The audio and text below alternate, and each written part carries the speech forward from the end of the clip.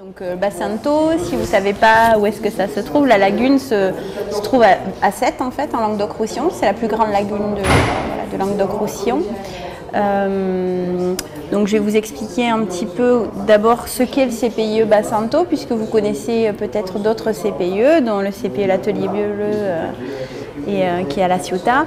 Mais nous, alors déjà on est jeunes, on a été créé, l'association porteuse a été créée en 2006 et le label a été obtenu en 2008 à l'initiative de structures présentes sur le territoire de Thau, depuis certaines qui étaient là depuis 30 ans. L'idée, c'était de trouver une plateforme qui fédère à nouveau, on est toujours dans cette histoire de réseau, mais trouver une plateforme à l'échelle du territoire de Thau, une plateforme projet pour travailler en collectif sur des notions d'environnement, de valorisation du territoire. Donc au départ, il y avait 3 structures porteuses qui ont lancé un peu la dynamique, qui ont monté des statuts associatifs, etc. Et puis en 2007, il y a eu l'ouverture et l'embauche d'une coordinatrice, donc voilà, c'était moi à l'époque, maintenant on est 3, pour mettre un peu tout ça en musique. Donc les membres, vous les avez autour du label, là, puisque donc, le label on l'a obtenu en 2008. Vous avez, on va dire, des structures qui sont plus traditionnellement dans les CPE ou porteuses d'un label CPE, c'est-à-dire des structures qui sont dédiées à la sensibilisation, à l'éducation à l'environnement, avec des pools d'animateurs dont c'est le métier, voilà, d'aller face au public. Mais vous avez aussi des structures, on va dire, plus autour de la gestion des milieux, puisqu'on a l'ADENA qui est une structure voilà, que tu dois connaître, voilà, qui fait partie de votre réseau aussi.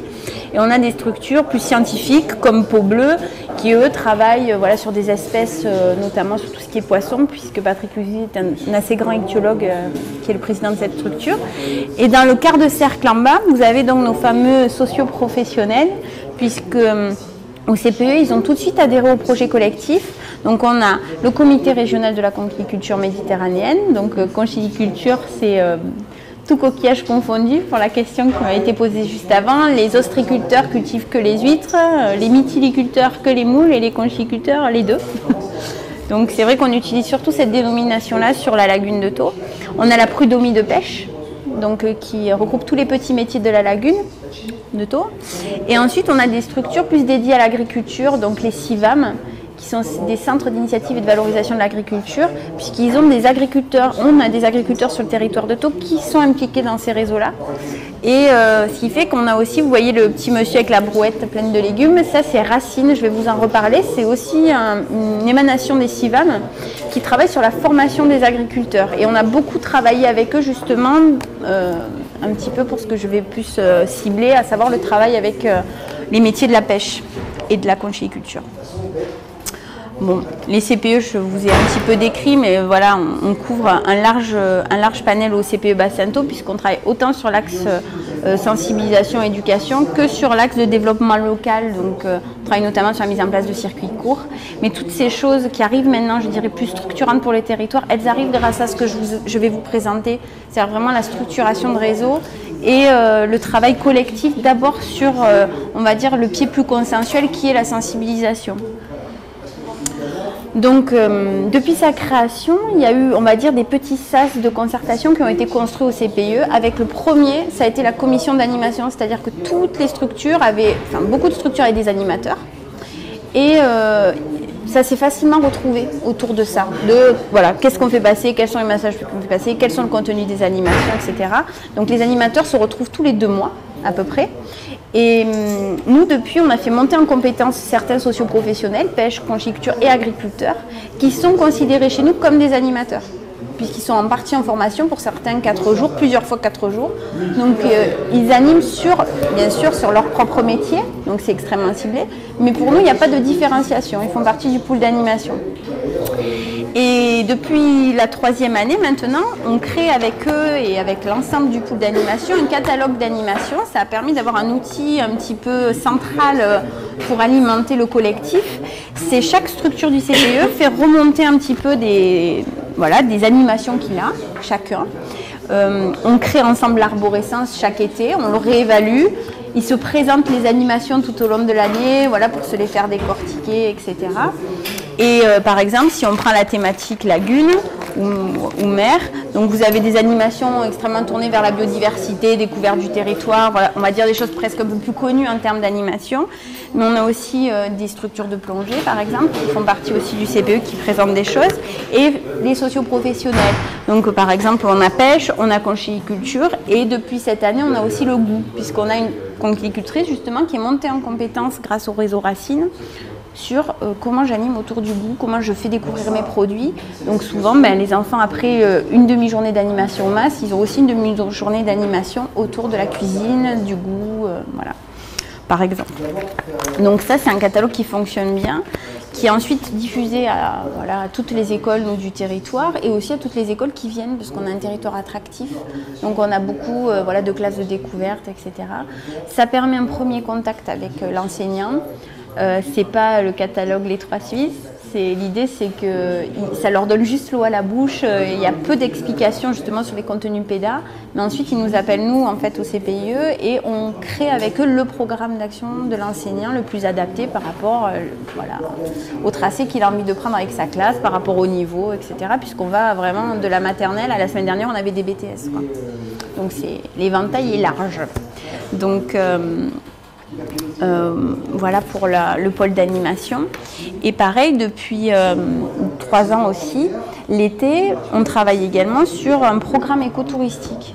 Donc toujours pareil, c'est le même pool d'animateurs, donc on a aussi les pêcheurs et les conchyliculteurs à l'intérieur, qui travaillent sur une proposition écotouristique pour les gens qui viennent découvrir la lagune de Thau, où il y a 9 animations dessus, et qui allie sport et environnement, terroir et environnement. L'idée, c'est d'avoir des binômes, parfois pas, mais toujours associé, voilà, une balade nature avec un produit local, une découverte chez le conchyliculteur avec un lien avec l'environnement, un pêcheur avec un lien avec l'environnement. Et ça, c'est vraiment un travail qui a pu être, je veux dire, permis dans ce sas de discussion qu'est la commission d'animation. Parce que je le disais juste avant, au groupe d'avant, c'est vrai que je pense au début, ils sont venus aussi un peu pour observer et voir quels étaient vraiment les contenus aussi des animateurs. Donc quelle information elles passent en fait auprès des enfants ou auprès du grand public sur leur métier, sur leurs produits, sur leur territoire, où il y a cette forte, voilà, on va dire, ouais, empreinte pour eux. Et donc c'était important pour eux, et du coup ça a enrichi les animateurs nature, parce que même s'ils savaient des choses, il y a vraiment eu du partage, de la co-formation, et nous on les emmène avec nous vers aussi une façon de s'exprimer, parce que c'est vrai qu'on a des conchyliculteurs qui eux ont l'habitude un petit peu du face-à-face, parce qu'ils font du circuit court quand même beaucoup, ils vendent en direct sur les marchés. Bon, les pêcheurs, ils vont directement la crier, donc le contact public est vraiment très rare, quoi. Donc là, il y a eu un vrai travail, une vraie implication de la prud'homie et puis des pêcheurs. Voilà, tous les pêcheurs participent, hein. On en a 4 qui participent, mais en même temps, voilà, c'est pas non plus, je pense, voilà, dans l'envie de chacun de développer forcément du contact avec du public, quoi. Et pardon, est-ce que entre pêcheurs, après ils en parlent et ça amène les autres à s'y intéresser? Alors ça fait, c'est sûr, ça a fait effet d'entraînement, puisque quand je suis arrivée, il y avait un pêcheur ou 2 peut-être qui avaient envie, à qui j'envoyais des groupes de temps en temps, mais c'était pas extrêmement formalisé. En fait, l'objectif, ça a été vraiment d'aller chercher aussi les prud'hommes d'abord, donc de chaque village, et de voir un peu ceux qui avaient envie de s'investir. Pour ça, on les a impliqués dans les outils.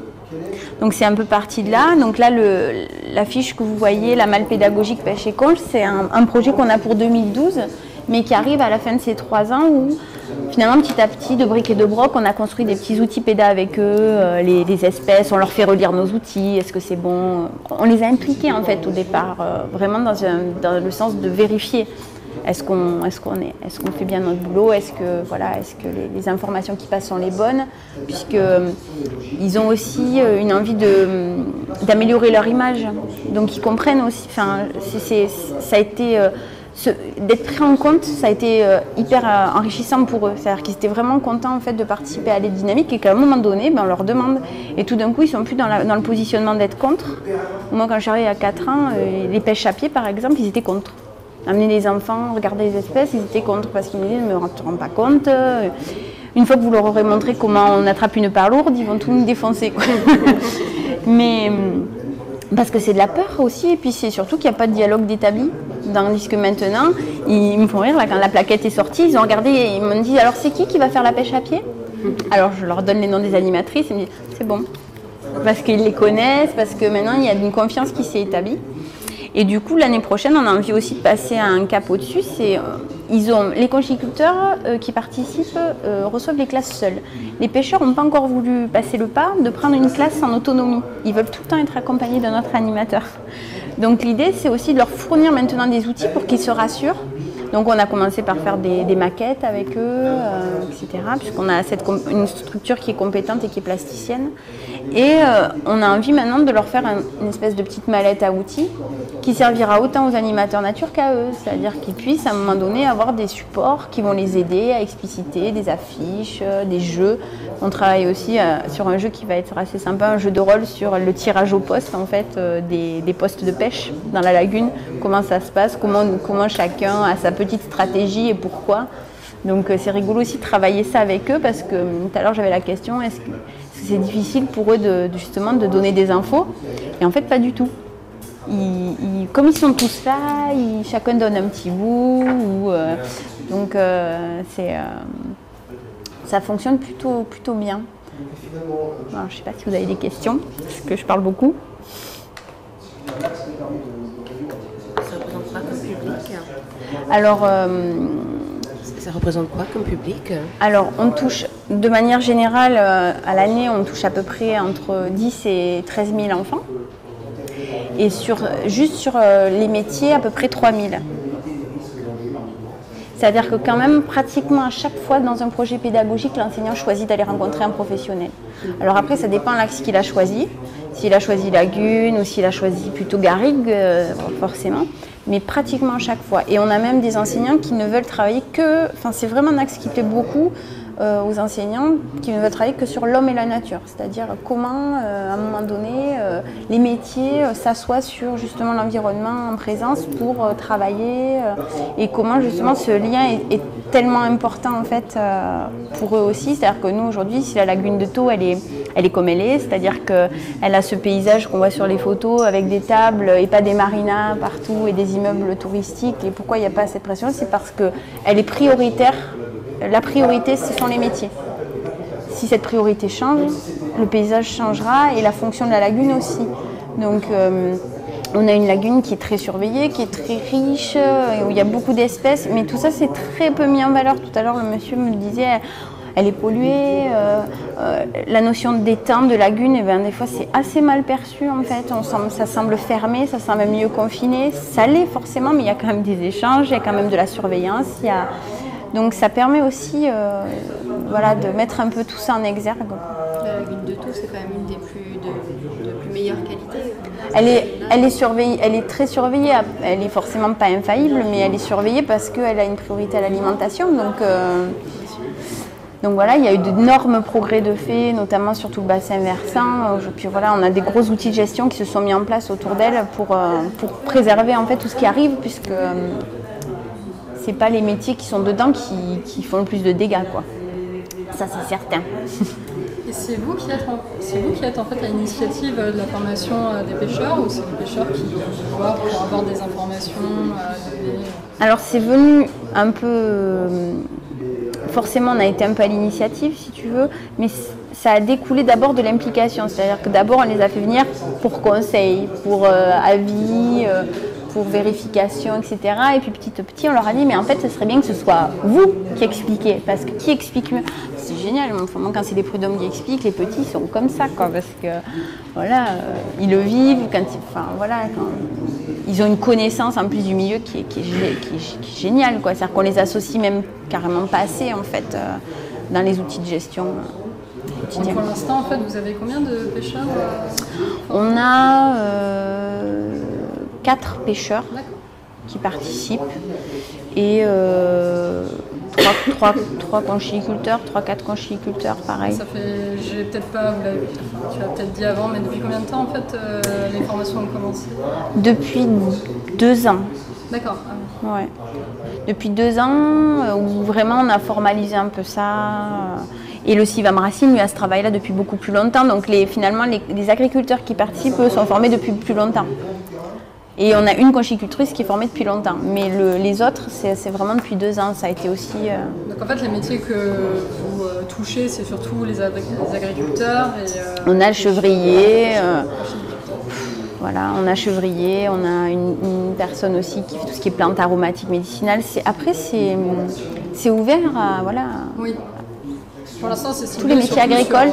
Donc en fait, on diffuse l'info. Après, c'est eux qui viennent à nous via leur réseau aussi. Hein. Donc c'est aussi pour ça que c'est vraiment important. Enfin, c'est par Racine et par les CIVAM ou par le comité régional qui sont venus aussi. C'est parce que leurs organisations professionnelles étaient à la table, quoi. Moi j'avais une question là, j'avais une question par rapport au thème, donc conchyliculture et pêche pour l'éducation à l'environnement et au développement durable. Moi je représente le pôle relais Lagune Méditerranéenne. On a établi un certain nombre de documents sur la conchyliculture il y a quelques années, sur conchyliculture et environnement. Donc je voulais savoir, le CPIE Bassin de Thau, quel intérêt il a par rapport à la plateforme Ecorem et enfin savoir comment il se positionne vis-à-vis de la plateforme Ecorem et comment il se positionne vis-à-vis du pôle relais Lagune Méditerranéenne, puisque nous aussi on est une plateforme en fait d'échange et d'informations. Donc quel intérêt, pourquoi est-ce que le CPIE Bassin de Thau est là aujourd'hui et est-ce qu'il a plus intérêt à être là à Ecorem ou au pôle relais Lagune Méditerranéenne? Ou est-ce que c'est pas les mêmes échanges? Je voulais savoir. Ouais, pour moi, c'est pas du tout les mêmes échanges en fait.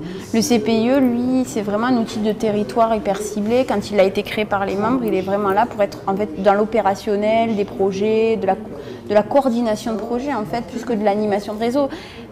Forcément, on fait de l'animation de réseau puisque c'est là que découlent les projets. Mais voilà, tandis qu'avec le pôle, on travaille, enfin voilà, on répond à tous vos appels à projets, puis on a travaillé avec vous notamment sur le live, la campagne au sel, tout. Donc pour moi c'est plus un relais presque technique aussi. Moi je cherche vraiment ça aussi au pôle quand je cherche dans l'être ou quand je prends des contacts avec le pôle, je cherche ça. Pour moi Ecorem ça va être vraiment un outil. Pour le coup, à grande échelle, à l'échelle méditerranéenne, et on le voit aujourd'hui, puisque déjà aussi les rencontres créent les futurs projets, mais c'est à un moment donné, on sait très bien voilà, que, par exemple, nous on a envie de monter un sentier sous-lagunaire sur la lagune, je vais me mettre en contact avec une structure qui en a déjà mis en place et vice-versa. Le président me disait, ce serait bien... Effectivement, nous on va travailler, là on travaille sur un projet circuit court pêche et conchyliculture dans le cadre du Fonds européen pour la pêche. Et c'est en train de se mettre en place et certainement qu'on pourra du coup, entre guillemets, passer le bébé ensuite à d'autres territoires. Moi, c'est ça que je cherche aussi, c'est vraiment un outil collaboratif où on puisse visualiser les choses parce que suivant ce qu'on cherche, on a du mal à, ce qu'il disait ce matin Jean-Louis en intro, mais à chercher finalement, à trouver l'information qu'on est en train de chercher, quoi. Et plus qu'une recherche d'information, moi ce qui m'a plu dans Ecorem quand ils étaient venus me le présenter aussi, c'était le fait de co-construire aussi des choses, d'avoir un espace finalement partagé de co-construction. C'était pas forcément qu'un centre de ressources pour moi où je viens déposer l'info, c'est vrai, ça rend lisible, c'est sympa, je peux chercher des infos qui m'intéressent. Mais moi ce qui me plaît le plus, c'est ça, c'est la co-construction, quoi. C'est de se dire à un moment donné, on a un endroit qui existe où on peut échanger, quoi. Voilà. C'est des questions. Du coup, sur les activités plus éducation à l'environnement, est-ce que c'est pas en train de prendre toute la place du coup ces nouveaux partenariats avec des métiers donc du coup avoir plus une entrée avec des personnes qui sont métiers et donc représenter l'éducation à l'environnement à travers l'entrée territoire et métier plutôt que d'être dans de l'animation nature? Nous, on privilégie le fait qu'il y a cette mutualisation d'approche. C'est-à-dire que ce qui est intéressant pour nous, c'est qu'à un moment donné, je dis souvent rigolant, on rentre par la porte, on nous jette par la fenêtre, on rentre par l'autre fenêtre. Mais c'est ça qui est intéressant, c'est de se dire qu'un enseignant va venir nous chercher pour un truc justement extrêmement ciblé. Tiens, j'ai envie de découvrir les grenouilles de ma mare d'à côté, c'est sympa comme entrée. On veut les faire dézoomer à un moment donné, qu'il y ait des phases de zoom, mais qu'à un moment donné, on puisse leur dire, on prend ce recul-là, qu'est-ce qui se passe autour ? Qu'est-ce qui va faire que l'écosystème affilié à la marque, qu'est-ce qui va faire que c'est ça qui est intéressant. Et c'est ce travail-là qu'on essaie de, voilà, de transcrire un peu dans le catalogue et qu'on construit avec eux quand ils viennent nous voir. C'est très bien, vous avez une entrée ciblée. Elle peut être l'homme et la nature, mais justement, à quel moment, justement, le métier qu'exerce l'homme là, il a des conséquences sur les espèces, sur l'aménagement du territoire. Donc c'est vraiment, pour ça que je l'avais appelé comme ça, Nouvel Angle pour le EDD, c'est qu'on ne veut justement pas sectoriser. C'est ça qui nous a intéressés, c'est de ne pas mettre de barrières, de ne pas se dire le côté naturaliste, il est co-naturaliste, le côté métier, il est co-professionnel. C'était de décloisonner quoi, au maximum. Et je pense que ça rend du coup quand même les programmes pertinents. Et en tout cas, les enseignants sont contents d'avoir vraiment cette approche avec de multiples facettes, quoi. Je ne sais pas si j'ai répondu à ta question. Plus au niveau, du coup, sur les impacts, vous avez une idée sur le deuxième taux, parce que c'est plutôt sur la biodiversité, sur les espèces, etc. Est-ce que c'est quelque chose qui stagne, qui est en baisse Alors, on avait justement un CPE qui n'avait pas encore vraiment développé un axe observatoire, un peu biodiversité, etc. On a certaines de nos associations, bon, on a la LPO, mais on a aussi Peau Bleue qui travaille depuis longtemps sur l'hippocampe, du coup on en parlait tout à l'heure avec David. Justement, là on vient d'être labellisé au niveau de l'Union nationale des CPE, Observatoire local de la biodiversité, sur le projet hippocampe. Et ça fait 6 ans notamment qu'on suit cette espèce. Donc sur cette espèce-là, où on associe les socioprofessionnels dans le comptage, etc., dans les zonages. Enfin, voilà, on est dans une démarche un peu participative. Alors du coup, c'est pour ça qu'on n'avait pas bossé avec l'ONEM, parce qu'il y a aussi notre structure sur le territoire qui bosse déjà aussi avec vous sur ce thème-là. Mais on essaie en tout cas d'associer un maximum les... Donc on suit cette espèce-là, l'hippocampe. Mais moi, ça fait un moment qu'on réfléchit. Voilà, au niveau de l'Union nationale, on a des projets qui descendent du style un dragon dans mon jardin. C'est sur les amphibiens. Voilà, moi, je trouvais intéressant. Maintenant, elle est partie. Mais ce qui serait intéressant, c'est de voir avec le CEN, avec le pôle relais, enfin, les choses qui se font déjà aussi. On a un Languedoc-Roussillon très riche en termes de ce qui existe. Et du coup, ce qui va être intéressant, c'est ce qui est en train de se passer chez nous en ce moment sur la biodiversité. Tu vois, c'est ce travail vraiment de fenêtre départementale ou régionale, et d'essayer à un moment donné de trouver que tous les chemins mènent à Rome. C'est-à-dire qu'à un moment donné, que chaque projet qui est initié, porté sur une espèce, s'il y a de la corrélation, il faut qu'elle arrive à trouver le chemin, quoi. En tout cas, c'est super intéressant que ça touche plusieurs acteurs, des acteurs qui sont pas amenés à intervenir. Ouais, mais après c'est sûr que c'est complexe en termes de cours d'eau, quoi.